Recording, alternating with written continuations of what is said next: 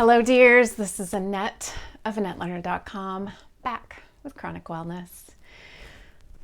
I was thinking about the fact that ascended masters often use death meditations as a tool toward gaining enlightenment.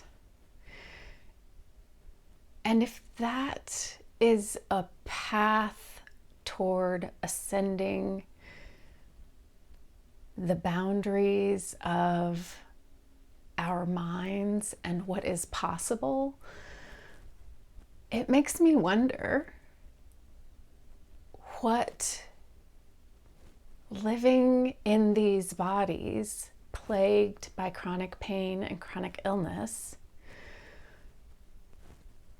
can teach us when we open ourselves to seeing them as a tool for instruction. And I am not pretending that just because we live with chronic pain and illness that we've overcome our fear of death, which I think ultimately is what is sought to be gained in death meditations, that the yogis and other meditation experts are looking to overcome or challenge or defeat the fear of death. And I don't think it's necessarily true that those who are contemplating death or living closer to the veil or who have approached death because of our diagnoses have necessarily defeated our fear of death. And yet we are the living embodiment of so many people's fears.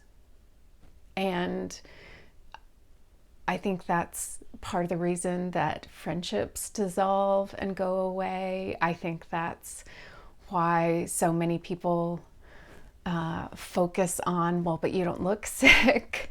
I think that's why so many come to us with their stories of, well, I know somebody who got over what you have, or here's a remedy that I've heard. Have you tried it? Why haven't you tried it?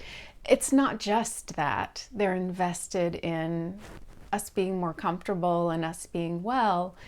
It's also their fear of, shit, if it happened to you, it could happen to me. And I want to resolve what's wrong with you because it is destabilizing for me. It makes me profoundly uncomfortable. And I think that people's discomfort with our illness is a lot of the reason why friendships end and people leave our lives.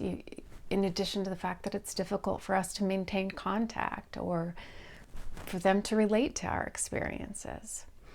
And so it makes me wonder, what have we gained? What do we have to show for these journeys that are so fraught with difficulty and hardship?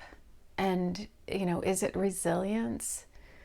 Maybe. Is it mental toughness?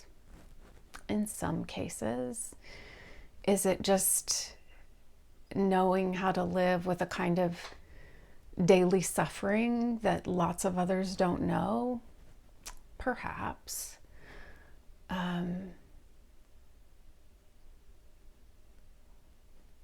And I just, this isn't one where I have answers or where I'm coming to you saying, this is the outgrowth of living with chronic pain and chronic illness. This is one where I'm saying, I wonder. And for me, a very intentional contemplative practice has been an outgrowth of chronic illness, a very focused kind of practice on visualization. I'm quite clear that some of the healing that has taken place in my lungs has happened from the visualization activities that I practice. And I wonder too if some of what I do in my mental activities is also just escapism, just trying to find a way out of my bodily prison. At one point, I bought an audiobook course on, what's it called? Astral projection.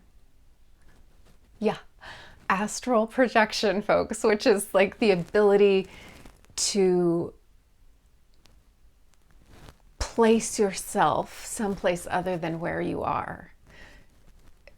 Right, like so that I could put myself, in a garment factory in Indonesia instead of where I was. I wanted to learn that skill, if it was possible to me, as a way of just getting out of my body, my experience, my pain.